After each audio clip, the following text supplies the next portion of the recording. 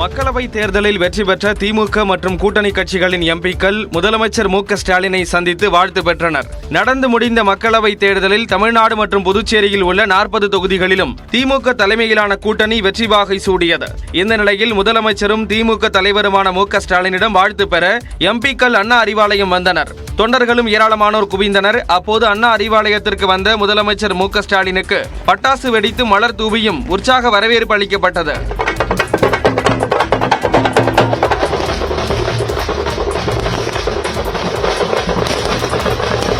அதனைத் தொடர்ந்து எம்பிக்களாக தேர்வானவர்கள் மற்றும் கட்சி நிர்வாகிகள் முதலமைச்சரை நேரில் சந்தித்து வாழ்த்து பெற்றனர்.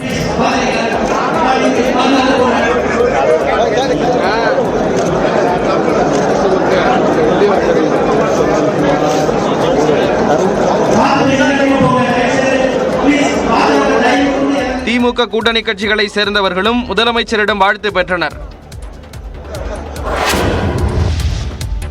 பாமகவின் வாக்கை தங்களது வாக்குகளைப் போல பாஜகவினர் கூறி வருவதாக தமிழ்நாடு காங்கிரஸ் தலைவர் செல்வ பெருந்தகை விமர்சித்துள்ளார். தமிழகத்தில் வெற்றி பெற்ற இந்தியா கூட்டணி எம்பிக்கள் முதலமைச்சரும் திமுக தலைவருமான மு.க.ஸ்டாலினிடம் வாழ்த்து பெற்றனர். இந்த நிகழ்ச்சியை தொடர்ந்து செய்தியாளர்களிடம் பேசிய செல்வ பெருந்தகை கூட்டணி கட்சிகளுக்குள் பிளவை ஏற்படுத்துவது பாஜகவின் சித்தாந்தம் என்றார். பாட்டாளி மக்கள் கட்சியுடைய வாக்குகளை பெற்றுவிட்டு இவர்களுடைய வாக்குகளாக அதை திரித்து சொல்லுகிறார்கள். இதுதான் பாஜகவுடைய வேலை. கூட்டணி கட்சிகளை பயன்படுத்தி அவர்கள் கட்சிக்குள்ளேயே பிளவுபடுத்தி ஆதாயம் தேடுகின்றவர் தான் பாஜகவுடைய சித்தாந்தம். அந்த அடிப்படையில் மோடி வேண்டாம் என்று இந்திய மக்கள் தீர்ப்பளித்திருக்கிறார்கள். தனித்து நின்றால் பாஜகவால் 3% வாக்குகளை தான் பெற்றிருக்க முடியும் என்று துரை வைகோ தெரிவித்தார். பாஜகவுக்கு அந்த அணிக்கு 18 விழுக்காடு வாக்குகள் வாங்கியிருக்கிறாங்க. பாஜக அவங்க தனியா நின்றத 3 விழுக்காடு தான் வாங்கியிருப்பாங்க. இன்னைக்கு அந்த கட்சியில பிற இயக்கங்கள் நிறைய இயக்கங்கள் இருக்கிறாங்க. அந்த இயக்கங்களுடைய வாக்குகள் எல்லாம் சேர்ந்துதான் 18. தனியா பாஜக நின்றதுனால 3% போன தடவை வாங்கின 3% மேல தாண்ட முடியாது. இதேபோல் இடதுசாரி தலைவர்கள் சுப வீரபாண்டியன் உள்ளிட்டோர் இந்த நிகழ்ச்சியில் கலந்து கொண்டனர். மகாராஷ்டிராவில் சுயேட்சை எம்பி ஒருவர் காங்கிரசிற்கு ஆதரவு அளித்ததால் காங்கிரஸ் எம்பிக்களின் எண்ணிக்கை 100ஆக உயர்ந்துள்ளது. நடந்து முடிந்த மக்களவை தேர்தலில் பாஜக 240 இடங்களிலும் காங்கிரஸ் 99 இடங்களிலும் வெற்றி பெற்றுள்ளன. பெரும்பான்மைக்கு 272 இடங்கள் தேவையுள்ள நிலையில் 2 கட்சிகளுக்கும் அந்த எண்ணிக்கை கிடைக்காததால் தேசிய ஜனநாயக கூட்டணி தலைமையில் கூட்டணி ஆட்சி அமையவிருக்கிறது. இந்த நிலையில் மகாராஷ்டிரா மாநிலம் சாங்கிலி மக்களவை தொகுதியில் போட்டியிட்டு வெற்றி பெற்ற சுயேட்சை எம்பி விஷால் பாட்டீல் காங்கிரஸ் கட்சிக்கு தனது ஆதரவை வழங்கியுள்ளார். இதனால் காங்கிரஸ் எம்பி பலம் 100 ஆனது. இத்துடன் இந்தியா கூட்டணியின் பலமும் 235ஆக உயர்ந்துள்ளது. வரும் டெல்லி சட்டசபை தேர்தலில் காங்கிரசுடன் கூட்டணியின்றி தனியாகவே போட்டியிடுவோம் என்று ஆம் ஆத்மி கட்சியின் மூத்த தலைவர் கோபால் ராய் தெரிவித்துள்ளார். நடந்து முடிந்த பொதுத் தேர்தலில் டெல்லியில் உள்ள 7 மக்களவை தொகுதிகளையும் பாஜக முழுமையாக கைப்பற்றியது. ஆம் ஆத்மி காங்கிரஸ் கட்சிகள் கூட்டணி அமைத்து போட்டியிட்ட நிலையிலும் ஒரு தொகுதியில் கூட வெற்றி பெறவில்லை. இந்த நிலையில் இந்தியா கூட்டணியில் சேரும் போதே சட்டசபை தேர்தல் குறித்து தெளிவுபடுத்தியதாகவும் கூறிய கோபால் ராய், சட்டசபை தேர்தல் என்று வரும்பொழுது யாருடனும் கூட்டணி இல்லாமல் தனியாகவே போட்டியிடுவோம் என்றும் குறிப்பிட்டார். दिल्ली जो विधानसभा का चुनाव है उसके लिए देश भर में कोई गठबंधन नहीं है. டெல்லியில் அடுத்த ஆண்டு சட்டப்பேரவை தேர்தல் நடைபெற இருக்கிறது. மொத்தமுள்ள 70 தொகுதிகளில் கடந்த முறை 62 தொகுதிகளில் ஆம் ஆத்மி வெற்றி பெற்று தனிப்பெரும்பான்மையுடன் ஆட்சி அமைத்திருந்தது.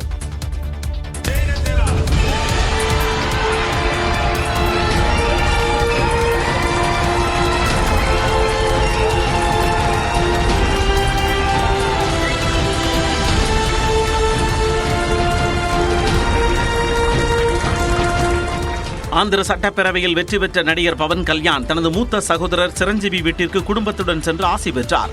பிரஜாராஜ்யம் என்ற பெயரில் அரசியல் கட்சி ஒன்றை துவங்கிய நடிகர் சிரஞ்சீவி பின்னர் அந்த கட்சியை காங்கிரஸில் இணைத்ததோடு அரசியலில் இருந்தும் விலகினார்.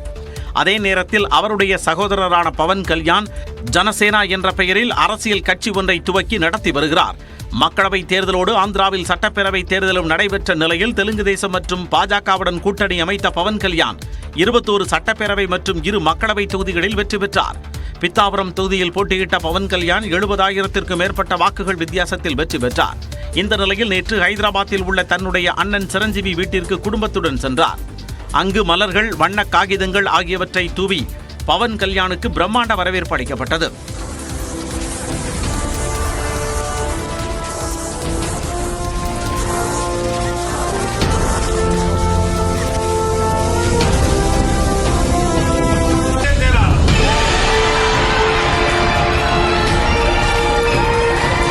அதன் பின் காலில் விழுந்து ஆசீர்வாதம் பெற்ற தம்பி பவன் கல்யாணுக்கு அண்ணன் சிரஞ்சீவி ஆளுயர மாலை அணிவித்து வாழ்த்து தெரிவித்தார்.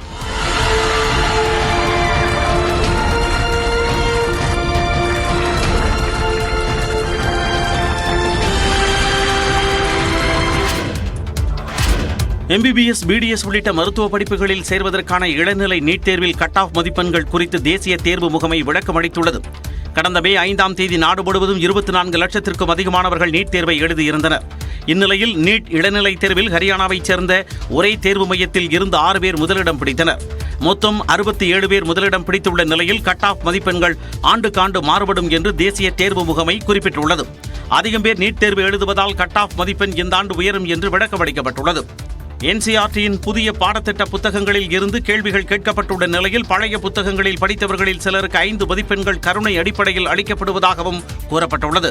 இந்த கருணை மதிப்பெண்கள் காரணமாகவும் நிறைய பேர் முதலிடம் பிடித்ததாகவும் தேசிய தேர்வு முகமை விளக்கமளித்துள்ளது. ஒடிசா சட்டப்பேரவை தேர்தலில் முதலமைச்சர் நவீன் பட்நாயக் ஆட்சி இழந்த நிலையில் அங்கு உயர் பதவி வகித்து வந்த தமிழ் அதிகாரி ராஜினாமா செய்துள்ளார்.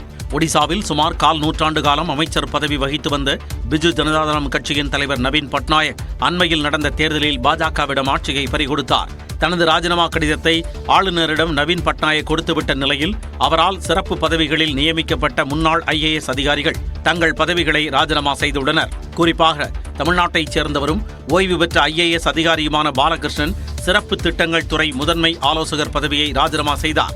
இதேபோல் முதலமைச்சர் அலுவலகத்தின் முதன்மை ஆலோசகர் பதவியை வகித்து வந்த சுரேஷ் சந்திர முகபத்ராவும் பதவி விலகல் கடிதத்தை சமர்ப்பித்துள்ளார். இந்த தகவல் ஒடிசா அரசு வெளியிட்ட உத்தரவு மூலமே தெரியவந்துள்ளது.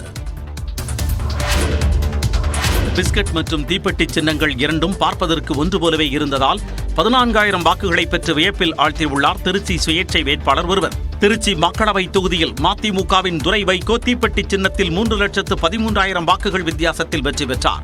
இந்நிலையில் புதுக்கோட்டை சின்னப்பா நகர் பகுதியைச் சேர்ந்த செல்வராஜ் என்ற டிப்ளமோ படித்த இளைஞர் திருச்சி தொகுதியில் பிஸ்கட் சின்னத்தில் சுயேட்சையாக போட்டியிட்டார்.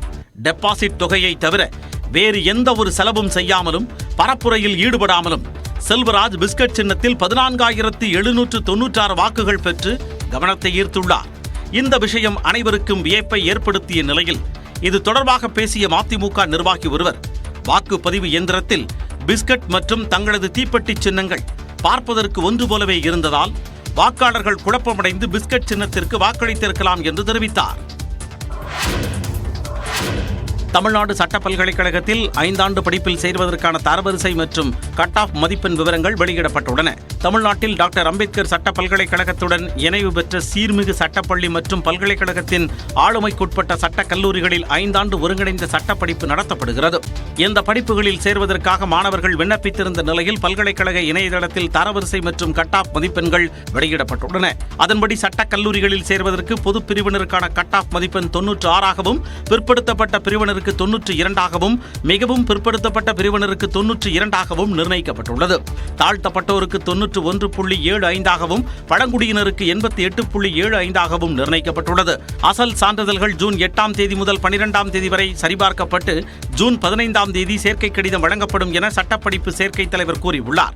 சீர்மிகு சட்டப்பள்ளியை பொறுத்தவரையில் பொது பிரிவினருக்கான கட் ஆஃப் மதிப்பெண் 96ஆகவும் பிற்படுத்தப்பட்ட மிகவும் பிற்படுத்தப்பட்ட பிரிவினருக்கு 92ஆகவும் நிர்ணயிக்கப்பட்டுள்ளது. நீலகிரி மாவட்டம் கூடலூர் அருகே 2 நாட்களாக போக்கு காட்டி வரும் சிறுத்தையை வனத்துறையினர் தீவிரமாக தேடி வருகின்றனர். தேவர் சோலை தேவன் எஸ்டேட் பகுதியில் சிறுத்தை நடமாடுவதாக வனத்துறையினருக்கு தகவல் கிடைத்தது.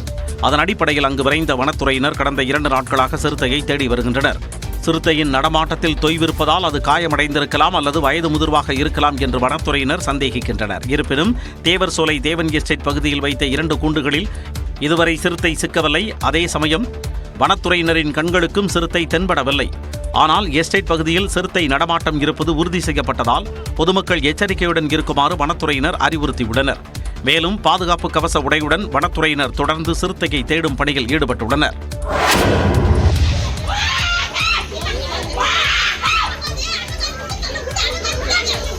திருவள்ளூரில் பழமை வாய்ந்த சாமி சிலைகளை இந்து சமய அறநிலையத்துறையினர் கொண்டு செல்ல எதிர்ப்பு தெரிவித்து பெண்கள் சாமியாடி அருள்வாக்கு கூறிய காட்சிதான் இது. செம்பேடு கிராமத்தில் உள்ள திருக்குளம் அருகே சிறுமி ஒருவரின் காலில் சிலையின் ஒரு பகுதி தட்டுப்பட்டதாக கூறப்படுகிறது. இதனை அறிந்த கிராமத்தினர் பூமியை தோண்டியதில் சுமார் 4 அடி உயரமுள்ள நடராஜர், சிவன், பார்வதி சிலைகள் கண்டெடுக்கப்பட்டுள்ளன. இதனை அப்பகுதி மக்கள் சிவன் கோவிலில் வைத்து வழிபாடு நடத்தினர். தகவல் அறிந்து சென்ற இந்து சமய அறநிலையத்துறையினர் சிலையை எடை போட்டு அதன் தொன்மை குறித்து ஆராய கொண்டு செல்ல முயன்றனர். அப்போது சில பெண்கள் சாமி வந்து ஆடி சிலையை கொண்டு செல்ல எதிர்ப்பு தெரிவித்தனர்.